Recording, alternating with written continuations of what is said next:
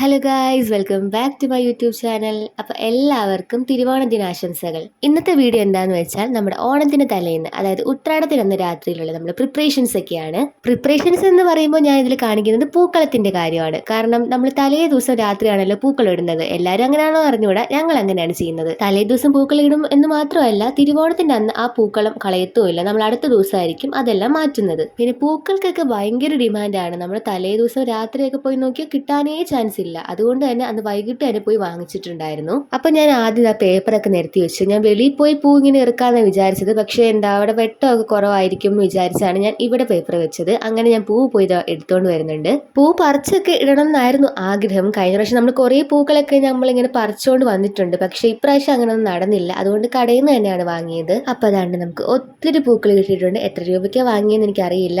അതിൻ്റെ ഇടയ്ക്ക് അമ്മ അതേ സാമ്പാർ ഉണ്ടാക്കിയത് കാണിക്കുന്നുണ്ട്. തലേദിവസം രാത്രിയിൽ കഴിക്കാൻ വേണ്ടിയിട്ടാണ്. അപ്പൊ നേരത്തെ പറഞ്ഞാൽ എത്ര രൂപയ്ക്ക് വാങ്ങിച്ചെന്ന് അറിഞ്ഞൂടെ, അപ്പയാണ് വാങ്ങിക്കൊണ്ട് വന്നത്. എന്തായാലും ഒത്തിരി പൂക്കളുണ്ട്. നമുക്ക് കൂടുതലും ബന്ദിയാണ് കിട്ടിയിട്ടുള്ളത്. എന്നാലും അതാണല്ലോ എൻ്റെ ഹൈലൈറ്റ്. അപ്പൊ അതാ പൂക്കളെല്ലാം ഞാൻ നിരത്തി വെച്ചിട്ടുണ്ട്. പിന്നെ ഓണായിട്ട് എല്ലാവരും അത്തപ്പൂക്കളൊക്കെ ഇട്ടില്ലേ? നിങ്ങൾ എങ്ങനെയാണ്? കടയിൽ നിന്ന് വാങ്ങിച്ചാണോ അതോ പൂവൊക്കെ പറിച്ച് നമ്മുടെ നാടൻ രീതിയിലാണോ? പിന്നെ എന്തൊക്കെ പൂക്കളൊക്കെ ഉണ്ടായിരുന്നു എല്ലാം പറയണേ.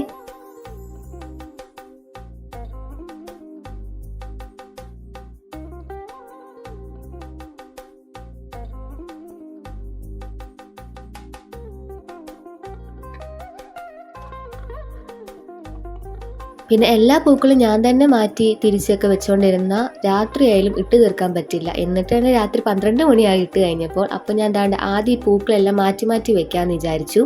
നമുക്ക് ഒത്തിരി ഉള്ളത് ഓറഞ്ച് ബന്ദിയും മഞ്ഞബന്ദിയാണ്. അതാണ് ഏറ്റവും കൂടുതൽ പറിച്ചിങ്ങനെ ഇടാൻ എളുപ്പം. അത് അമ്മയും അനിയനും ആ ഡ്യൂട്ടി ഏറ്റെടുത്തു.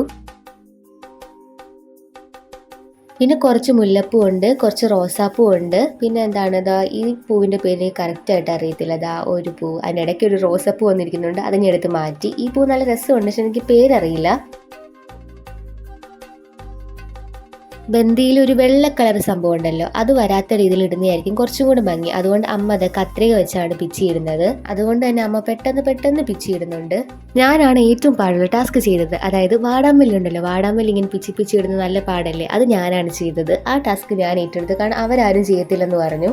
അതുകൊണ്ട് തന്നെ കുറച്ച് സമയം കൊണ്ട് അവർ ഒത്തിരി പൂ പിച്ചിയിടും. ഞാൻ താണ്ട് ഇത്രേ ആവത്തുള്ളൂ. കാരണം നല്ല ടഫല്ലേ, ആ ഇലയൊന്നും വീഴാണ്ട് കറക്റ്റായിട്ട് ഇതാക്കി എടുക്കാൻ ഭയങ്കര പാടായതുകൊണ്ട് ഒത്തിരി സമയം എടുത്തു എനിക്ക്.